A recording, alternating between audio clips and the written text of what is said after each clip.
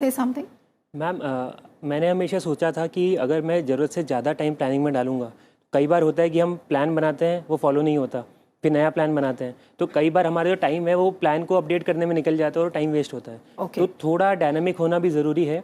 आप प्लान ऐसा बनाइए जो मैनेजेबल हो, एंड ऐसा नहीं कि हर बार डेली प्लान बना के चल रहे हैं, कभी वीकली या कभी फोर्थ नाइटली प्लान भी बनाना ज़रूरी पड़ता है। बट टारगेट्स ऐसे सेट करिए जो रियलिस्टिक हो, कि उस टारगेट्स का आप एटलीस्ट 80% या 85% कंप्लीट कर रहे हैं।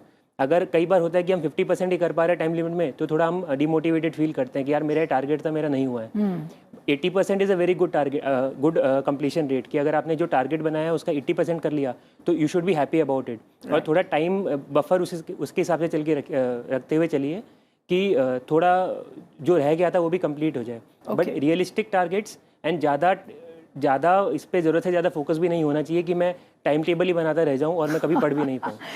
अच्छा, अब कुछ सवाल ऑडियंस से ले लेते हैं, फिर मैं बाकी टॉप। हाँ, पूछिए। First of congratulation sir. I am Pradeep Kumar from Godda, Jharkhand. अगर सर कोई नया एस्पिरेंट है, मतलब IAS की तैयारी कर रहा है, तो मेंस के लिए सर कब से आंसर राइटिंग करना चाहिए जो उनके लिए बेटर रहेगा? आप बताओ, फिर एक एक करके सबके पास आती हूँ। मतलब टू बी फ्रैंक, मेरी स्ट्रैटेजी थोड़ी अलग रही थी, एंड मेरा मैथ्स ऑप्शनल था, it was a very lengthy optional, तो मेरे पास इतना टाइम नहीं था। So I only relied on जो प्रीवियस ईयर के टॉपर्स थे उनकी मैंने कॉपीज़ देखी थी। Kashima, she got 12th rank last year, Prithvi got 24th, and Saumya ma'am, she had got 9th rank.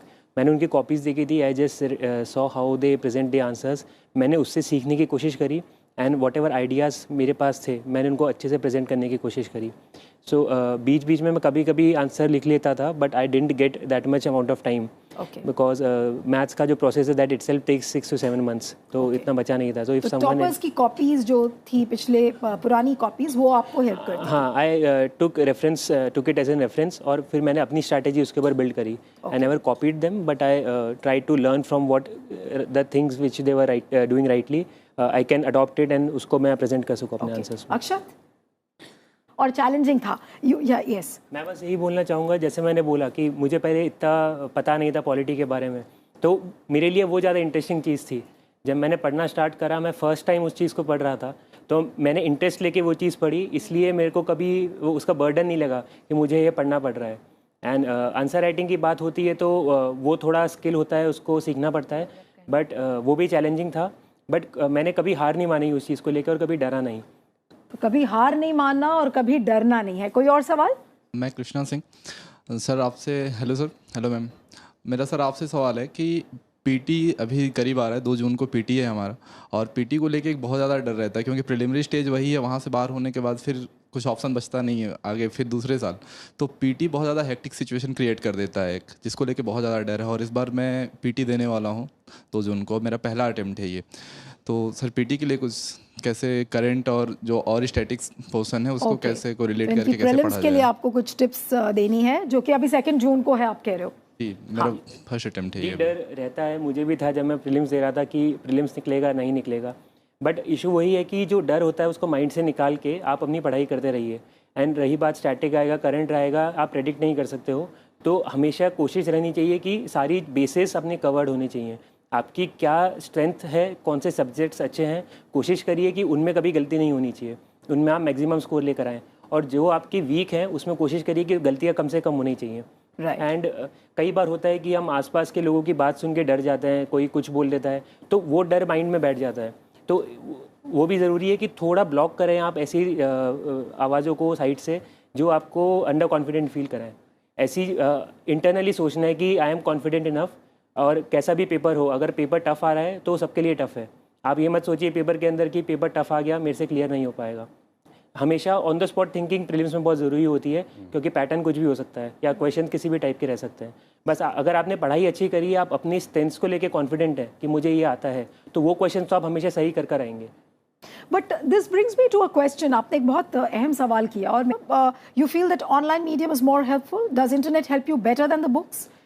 Ma'am, first of all coaching के बारे में बोलना चाहूँगा कि coaching is not necessary and it is neither sufficient. Okay, कि आपके केस में क्या था? आपने कोचिंग ली? I did because I realized that I have some flaws which I have to cover up for. So and I had a very difficult optional. आपको interrupt करूंगी, आपने फ्लॉज वर्ड यूज किया कि मेरे अंदर कुछ फ्लॉज थे, तो अगर उन फ्लॉज के बारे में अगर आप डिस्कस करके इन लोगों के सामने बताएंगे तो इन्हें हेल्प होगा। तो क्या फ्लॉज थे, आपने क्या रियलाइज किया कि मेरे अंदर ये कमी थी जो कि मैं कोचिंग इंस्टीट्यूट से पूरा कर पाऊंगा? मैम पर्सनली जैसे मुझे लगता था कि audio visual mode of learning जो है वो मेरे को एड करती थी। तो इसलिए आई थॉट कि नॉट ओनली कोचिंग, आप ऑनलाइन भी वीडियोस देखेंगे, if it helps you remember it, वो देखना चाहिए। तो इसलिए मैंने प्रेफर करा। कौन से वीडियोस, अब ये भी बता दीजिए, क्या देखते थे आप जनरली जो जो आपको हेल्प करा और आपने टॉप किया? मैम जैसे कई ज्योग्राफी के होते हैं या हिस्ट्री के होते हैं, इस टाइप के जो हिस्ट्री जैसे मैं कभी बुक से पढ़ के नहीं हो पाता था, आई फेल्ट स्लीपी और वो रजिस्टर नहीं होता था।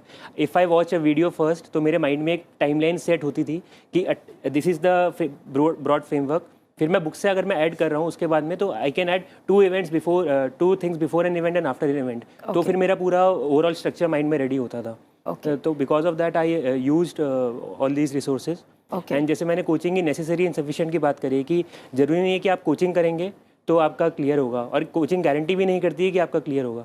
Out of 24 hours a day only 2 hours you can go for any class, बाकी 22 आवर्स आपको खुद को प्रिपेयर करना ज़रूरी है।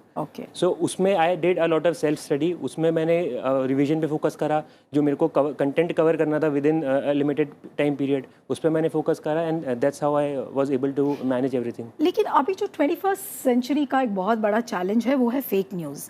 जब आप कहते हो कि आपको वीडियोस देखने पड़ते हैं बहुत सारे to bolster your knowledge, to